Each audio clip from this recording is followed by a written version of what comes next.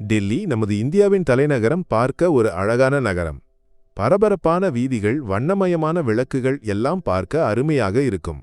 ஆனால் இந்த நகரத்தின் உள்ளே பல ரகசியங்களும் ஆபத்துகளும் ஒளிந்திருக்கின்றன. டெல்லி எப்போதும் விழித்திருக்கும் நகரம் என்று சொல்வார்கள் இல்லையா?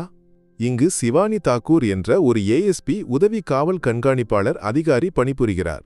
சிவானியை பற்றி பேசும்போது புறம்பே பார்த்தால் ஒரு அமைதியான அழகான பெண். ஆனால் உள்ளே கல்லை போல உறுதியானவர். குற்றவாளிகள் அவள் பெயரை கேட்டாலே நடுங்குவார்கள்.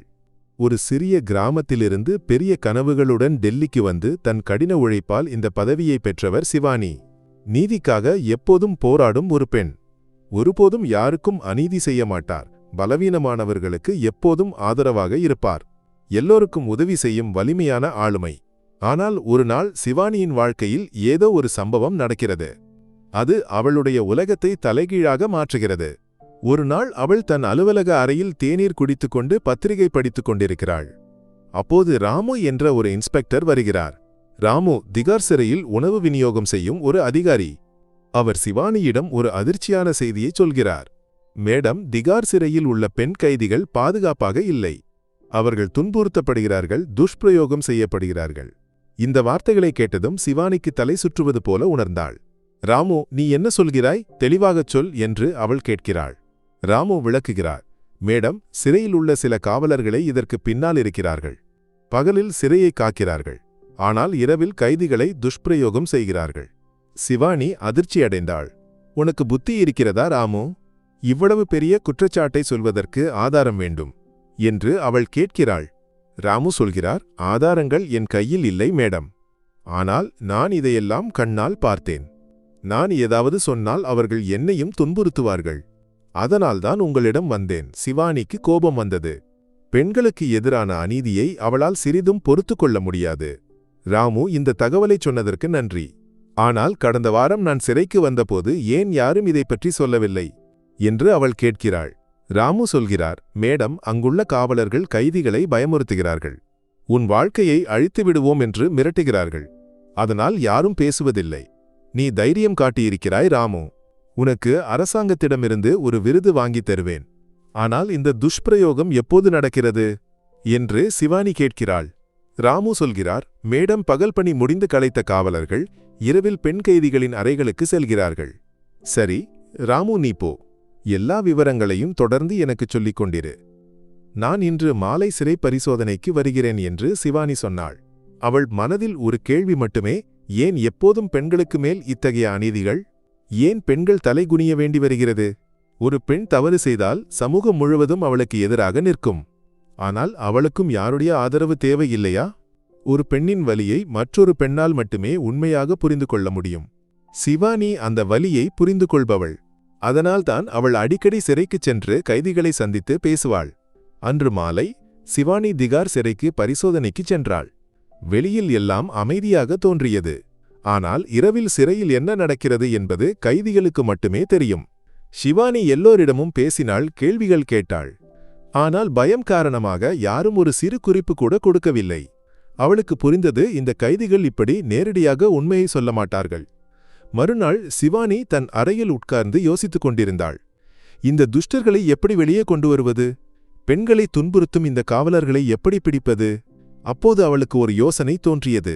இந்த ரகசியத்தை வெளியே கொண்டு வர வேண்டுமென்றால் நானே இரவில் ஒரு கைதியாக சிறைக்குள் செல்ல வேண்டும். அந்த இரவு வந்தது. 1983 மார்ச் 18 வியாழக்கிழமை நள்ளிரவு 2 மணி. சிவானி ஒரு கைதியின் உடையை அணிந்து ரகசிய கேமராவையும் காலரில் ஒரு சிறிய மைக்ரோஃபோனையும் பொருத்தி திகார் பெண்கள் சிறைக்குள் நுழைந்தாள். அவளுக்கு ஒரு பயம் இருந்தது, தான் உயிருடன் திரும்பி வருவோமா என்று. சிறை என்று சொன்னால் ஒரு பயங்கரமான இடம். அங்கு என்ன நடந்தாலும் பல விஷயங்கள் மறைக்கப்படும். இரவு 3 மணியளவில் சிவானி சிறையின் பெண்கள் பிரிவு அறைகளுக்கு அருகில் வந்தாள். அங்கு சில காவலர்கள் உட்கார்ந்திருந்தனர். சிலர் கைதிகளை ஆட வைத்தனர், மற்றவர்கள் காலில் மசாஜ் செய்ய வைத்தனர், வேறு சிலர் துஷ்பிரயோகம் செய்தனர். இந்த காட்சியை பார்த்தபோது சிவானிக்கு பூமி நடுங்குவது போல உணர்ந்தாள். அவளுக்கு ஆதாரங்கள் தேவைப்பட்டன. இல்லையென்றால் குற்றச்சாட்டுகளை நிரூபிக்க முடியாது, அவளையே குற்றவாளியாக்கலாம். எனவே ரகசிய கேமராவில் எல்லாவற்றையும் பதிவு செய்ய தொடங்கினாள். திடீரென ஒரு காவலர் அவளை கண்டார். நீ யார்? உன்னை இங்கு முன்பு பார்த்ததில்லை. பெயர் என்ன? சிவானி அமைதியாகச் சொன்னாள். சார், நான் இன்று காலை இங்கு வந்தேன். நீ என்ன குற்றம் செய்தாய்? அவர் கேட்டார். சார், என் மீது ஒரு திருட்டு குற்றச்சாட்டு வந்தது. ஆனால் நான் எதுவும் செய்யவில்லை என்று சிவானி சொன்னாள். எல்லோரும் அப்படித்தான் சொல்கிறார்கள். பெயர் என்ன? ருக்மணி என்று சிவானி சொன்னாள். அதைக் கேட்டு எல்லோரும் சிரித்தனர். என்ன பெயர்? என் காலை உன் கையால் தேய், ரொம்ப வலிக்கிறது என்று ஒரு காவலர் சொன்னார். சிவானி அமைதியாகச் சொன்னாள். சார், நான் இங்கு என் தண்டனையை அனுபவிக்க வந்தவள். என் குற்றம் நிரூபிக்கப்படவில்லை. நான் ஏன் உங்கள் காலை தேய்க்க வேண்டும்? இதைக் கேட்டு 2 காவலர்கள் கோபமடைந்தனர். கேள்வி கேட்கிறாயா? சார் சொன்னதைச் செய், இல்லையென்றால் உன்னை ஒரு அறையில் கொண்டு போய் எதையும் செய்வோம். சிவானி பதிலளித்தாள். என்ன வந்தாலும் நான் காவலரின் காலை தேய்க்க வந்தவள் இல்லை. என்னை ஒரு திருட்டு குற்றச்சாட்டில் மாட்டிவிட்டார்கள். என்னை மன்னித்து விடுங்கள். அப்போது ஒரு பெண் கைதி சிவானியிடம் சொன்னாள். அம்மா, இவர்கள் சொல்வதைச் செய். இல்லையென்றால் உன்னை அவமானப்படுத்துவார்கள், அடிப்பார்கள். நீ ஏன் இவர்களுக்கு பயப்படுகிறாய் என்று சிவானி கேட்டாள். அம்மா, எங்களுக்கு பயப்படாமல் வேறு வழியில்லை. இங்கு இவர்களின் ராஜ்யம். இவர்கள் சொல்வதை செய்ய வேண்டும் என்று அந்த கைதி சொன்னாள். நீங்கள் ஏன் இதற்கு எதிராக இதுவரை குரல் எழுப்பவில்லை என்று சிவானி கேட்டாள். திடீரென ஒரு காவலர் சிவானியின் கையை பிடித்து இழுத்தார். நீ அதிகம் பேசுகிறாய். உன்னை ஒரு அறைக்கு கொண்டு போவோம். அங்கிருந்து உன்னால் வெளியே வர முடியாது. சிவானிக்கு புரிந்தது, இந்த ரகசியத்தை வெளியே கொண்டு வர வேண்டுமென்றால் இவனுடன் செல்ல வேண்டும். 2 காவலர்கள் அவளை ஒரு காலி அறைக்கு அழைத்து சென்றனர். அங்கு சிவானியும் அந்த 2 காவலர்களும் மட்டுமே இருந்தனர். உன் பெயர் என்ன? ஏன் இவ்வளவு பிடிவாதம் என்று அவர்கள் கேட்டனர். ஒரு காவலர் மற்றவரிடம் சொன்னார். இன்றைய பெண்கள் தங்களை பெரியவர்களாக நினைக்கிறார்கள். நாம் நல்ல நண்பர்களாக இருக்கலாம், இல்லையென்றால் மோசமான எதிரிகளாகவும். சிவானி அமைதியாக கேட்டாள். சார், என்னை இங்கு ஏன் கொண்டு வந்தீர்கள்? நான் என்ன தவறு சொன்னேன்? நீ பேசாதே. அரை மணி நேரத்தில் எங்கள் சார் வருவார். அவர் உன் இந்த வீராங்கனைத்தனத்தை எல்லாம் முடித்து விடுவார். அப்போது சிவானிக்கு ஒரு யோசனை தோன்றியது. அவள் தன் உண்மையான அடையாளத்தை இந்த 2 காவலர்களுக்கு வெளிப்படுத்தினாள். ஏனென்றால் இந்த இருவர் குணால், அபிஷேக் கடந்த மாதமே பணியில் சேர்ந்தவர்கள். அவர்களுக்கு தங்கள் வேலை பிடித்திருக்கிறது. ஆனால் இந்த அமைப்பின் அழுத்தம் காரணமாக இப்படி மாறிவிட்டனர். உன் பெயர் என்ன என்று சிவானி அவர்களிடம் கேட்டாள்.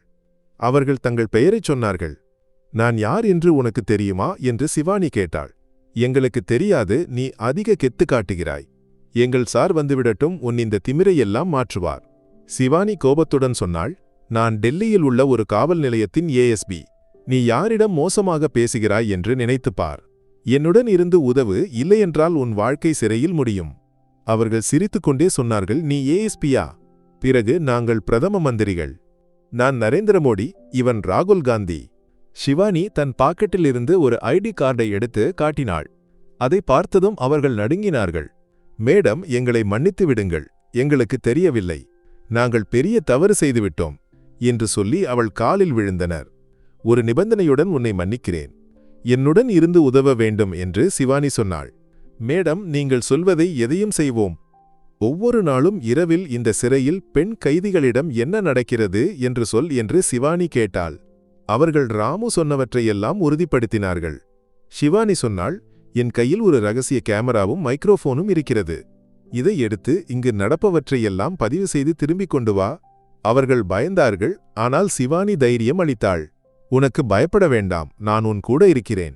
உன்னை பற்றி எனக்கு தெரியும். கடந்த மாதம்தான் நீ பணியில் சேர்ந்தாய். அவர்கள் சிவானியின் வார்த்தைகளை கேட்டு கேமராவையும் மைக்ரோஃபோனையும் எடுத்து காவலர்கள் கைதிகளை துன்புறுத்தும் இடத்திற்குச் சென்றனர். எல்லாவற்றையும் பதிவு செய்து சிவானிக்கு கொடுத்தனர். சிவானி உடனே சிறையிலிருந்து வெளியேறினாள். குணாலும் அபிஷேகும் திரும்பி வந்தபோது அவர்களின் மேலதிகாரிகள் கேட்டார்கள். அந்த பெண் எங்கே? நிறைய கெத்து காட்டவில்லையா? நானும் அவளிடம் கொஞ்சம் பேச வேண்டும். ஆனால் அவர்களுக்கு சிவானியை பற்றி சொல்ல தைரியமில்லை. மேடம், நான் ASP என்று யாரிடமும் சொல்லக்கூடாது. இல்லையென்றால் உன் நிலை இந்த காவலர்களைப் போல ஆகிவிடும் என்று சிவானி எச்சரித்திருந்தாள். நாங்கள் யாரிடமும் சொல்ல மாட்டோம் மேடம் என்று அவர்கள் வாக்குறுதி அளித்தனர். மேலதிகாரிகளிடம் சொன்னார்கள். நாங்கள் அந்த பெண்ணுக்கு புத்தி சொன்னோம். விட்டுவிடு. மறுநாள் காலை சிவானி அந்த பதிவுகளுடன் காவல் தலைமையகத்திற்கு சென்றாள். மூத்த அதிகாரிகளுக்கு வீடியோவை காட்டினாள்.